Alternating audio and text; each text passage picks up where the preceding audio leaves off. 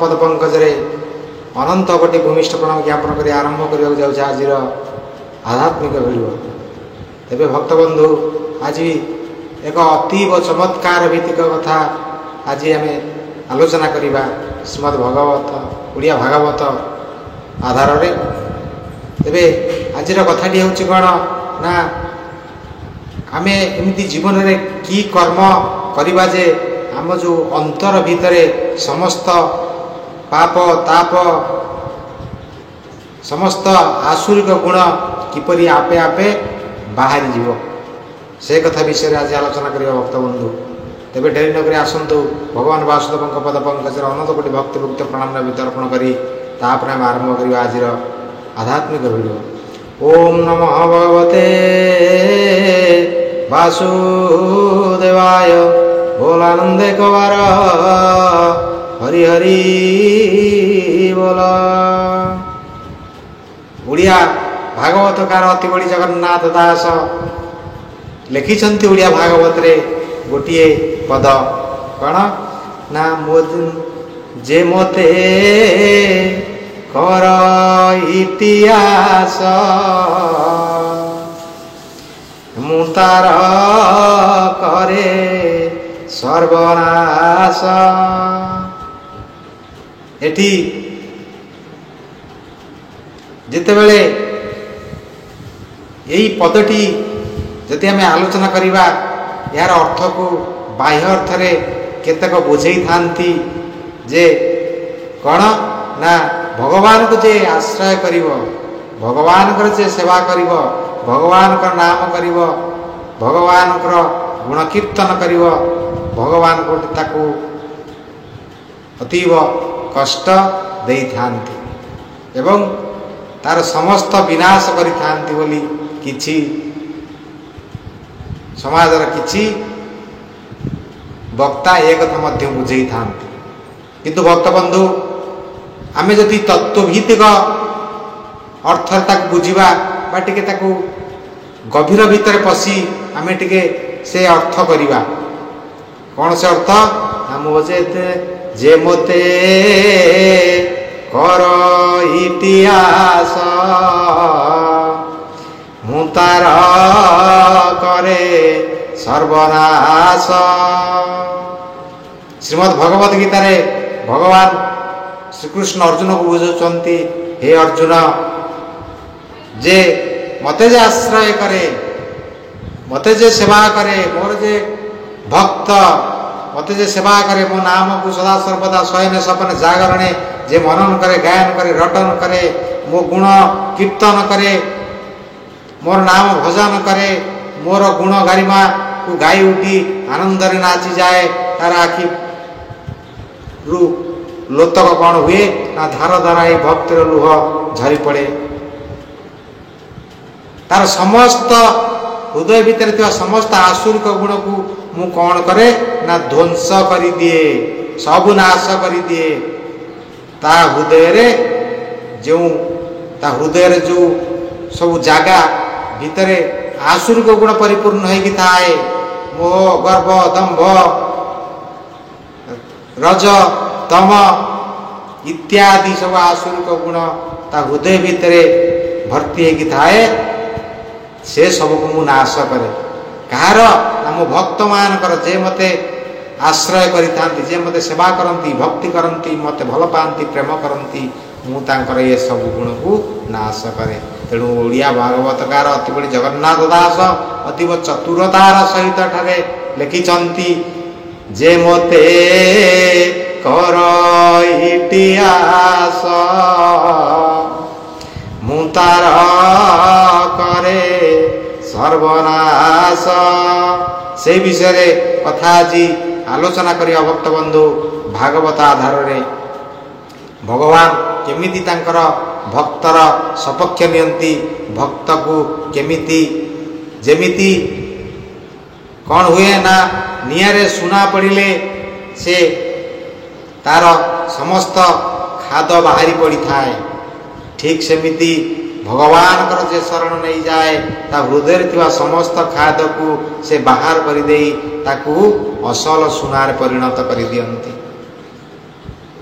ତେଣୁ ଆଜି ଓଡ଼ିଆ ଭାଗବତକାର ଅତିବଡ଼ି ଜଗନ୍ନାଥ ଦାସ ଲେଖୁଛନ୍ତି କ'ଣ?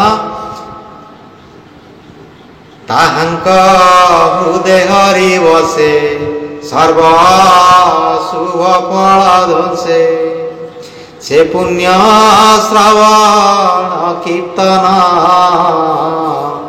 ବେଦେ କହନ୍ତି ମୁନିଜନ, ସାଧୁ ଜନଙ୍କ ମିତ୍ର ହରି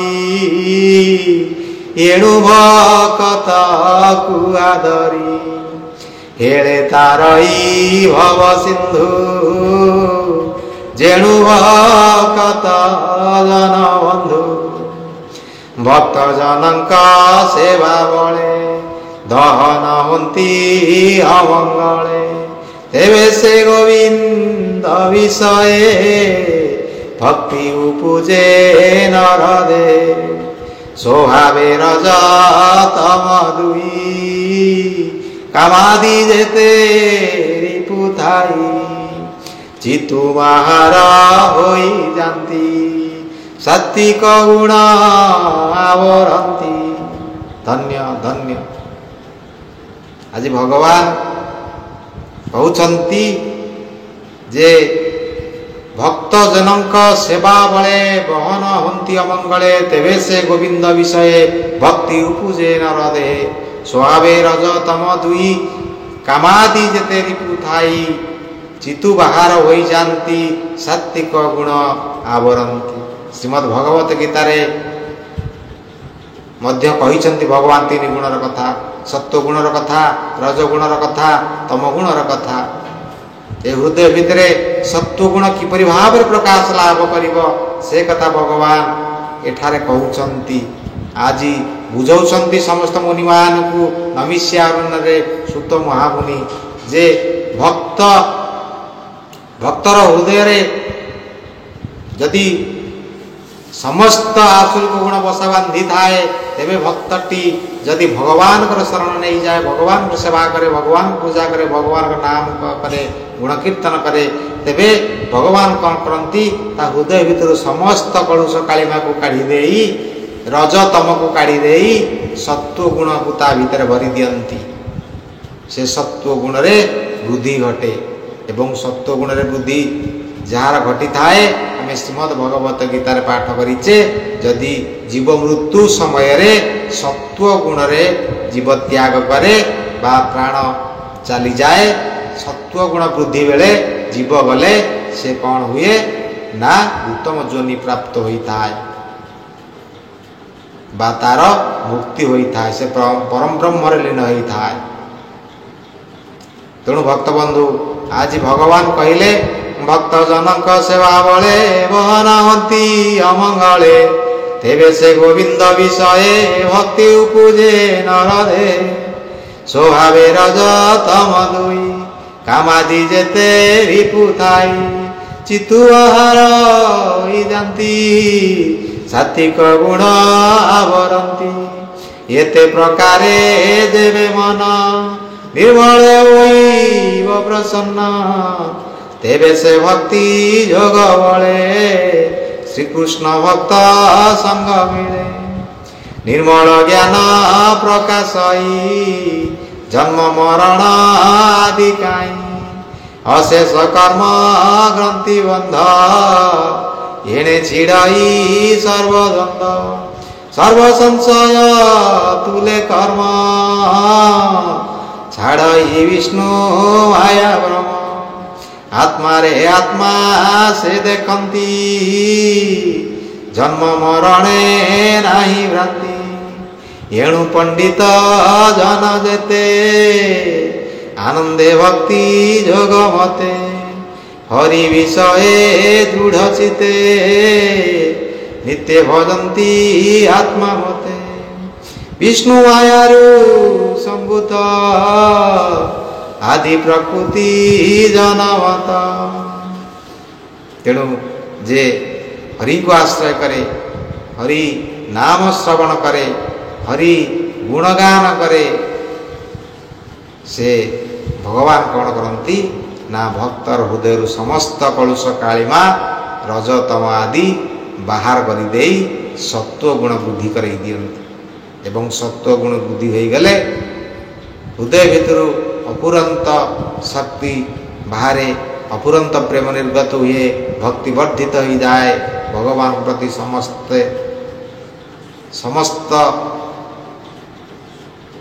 हृदयर समस्त भाव भगवान को पद पंकज अजाड़ी हो जाए एवं शेष भगवान तक मुक्ति प्रदान करती तार जन्म मरण हुए ना। तेज भक्तबंधु आज तो समय गला आज यही श्रीमद ओडिया भागवत को आलोचना यही रखा।